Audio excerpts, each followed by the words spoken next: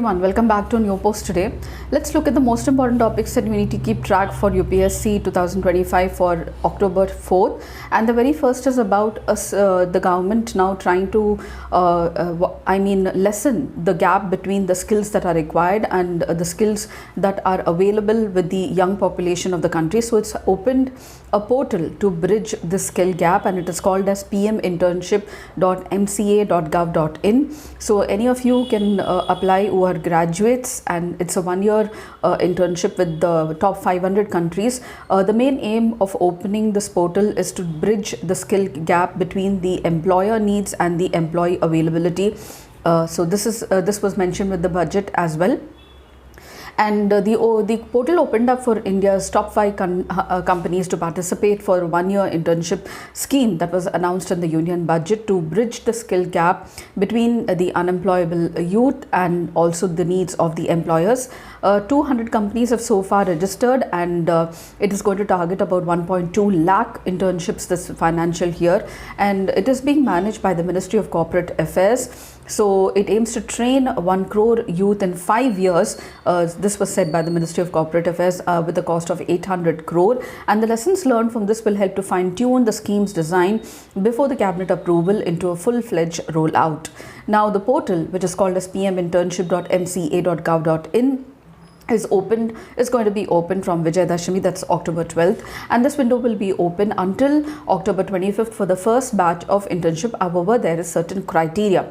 So the candidates must share and self-certify some data about their educational qualifications, residential PIN codes. Candidate data will be matched with the company's needs and location using artificial intelligence tools, and shortlisting of the candidates will be generated by the companies that consider the effort would be to offer internship in the same districts the candidate resides or the neighboring districts if possible.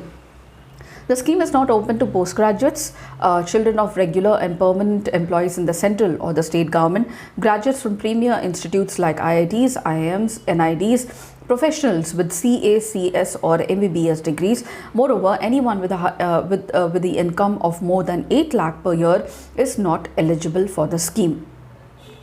The next is about classical language status being given to Marathi, Pali, Prakrit, Assamese and Bengali. So we have the first classical language given to Tamil in 2004, thereafter to Sanskrit, Telugu, Kannada, and we have Malayalam and Odisha in 2000 and Odia in 2013 and 2014. Classical languages not mentioned in the constitution. So this program was evolved by the UPA government in 2004, and it decided to create a new category of classical languages, with Tamil becoming the first classical language to be declared in 2004. The criteria was high antiquity of the early text, recorded history over 1,000 years, and also originality of the literacy as well.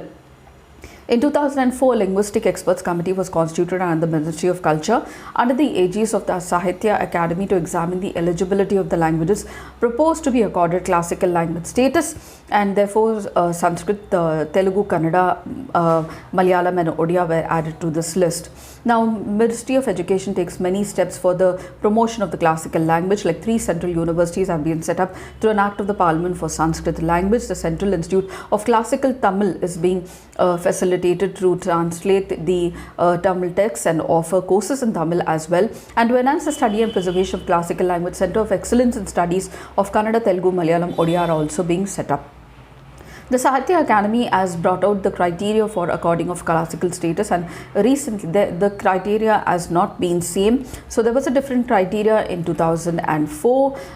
In 2005, it was a wider criteria. In 2024, the criteria by Sahitya Academy, the criteria previously was given by the Government of India in 2004 and 2005. And according to the 2004 criteria, it was Tamil that was accorded the classical language status, while in 2005 criteria by the Government of India, Telugu, Kannada, Malayalam and Odia were given this classical status.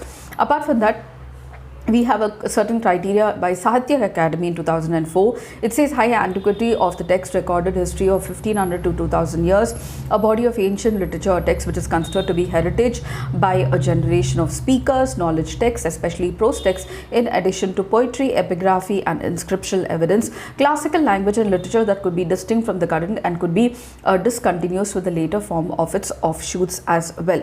And the concept of literary tradition be original and not borrowed from any other speech community was a new criteria that was added. It was replaced, in the new criteria. So under these, Assamese, Bengali, Marathi, Pali, Prakrit were given classical language status, and upon dropping on the original literary tradition, recently these languages have been accorded the classical language status. So this is one criteria that was done away with, that is original literary tradition. And the next most important issue is the Aero India show, now the largest aviation show in Asia. It is held biannually, that is every 2 years, in Bangalore, Yelahanka, first held in 1996, and it is organized by the Defense Exhibition Organization of the Ministry of Defense, and other partners include HAL, the Defense Research and Development Organization, the Department of Space, the Union Civil Aviation Ministry, etc. And the next most important is about all the schemes of agriculture now coming under two heads. So two central sector schemes only. They are Pradhan Mantri Rashtriya Krishi Vikas Yojana and Krishi Unnati Yojana. This decision was taken by the cabinet on October 3rd, 2024. What exactly is a central sector scheme? It is a scheme that is fully funded by the Government of India, and in contrast you have centrally sponsored schemes that are mainly funded by the centre and they are implemented by the states. So the next important is about UN-AIDS. It is a joint United Nations HIV/AIDS program, a joint venture by United Nations and various organizations to bring efforts to unite the world in fights of AIDS by prevention, treatment, care and support. And so they garner the support of governments, civil society organization, private individual companies to allow universal access of prevention, treatment, care and support. The organizations that are co-sponsors of the UN-AIDS include UNHRC, that is the United Nations High Commission for Refugees, United Nations Children Fund, World Bank, UNESCO, UN Women, UNDP, UNFPA or United Nations Population Fund, WHO, World Food Program, United Nations Office of Drugs and Crimes and the International Labour Organization. This will lead to enhanced universal access for prevention, care, treatment and support of AIDS or HIV.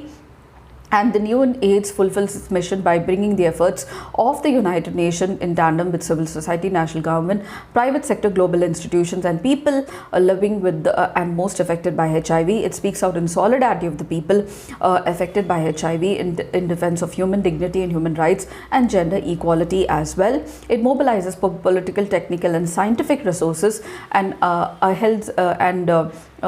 holds them accountable for prevention, treatment and care and support, empowers agents of change with strategic information and ensures that the targeted people are treated properly. So these are the goals of UN-AIDS program, which is a joint venture by United Nations and other organizations as well. These are the important issues that I wanted to keep track for October 4th. If you did, please do like, share and subscribe, and don't forget to comment at the end of the video.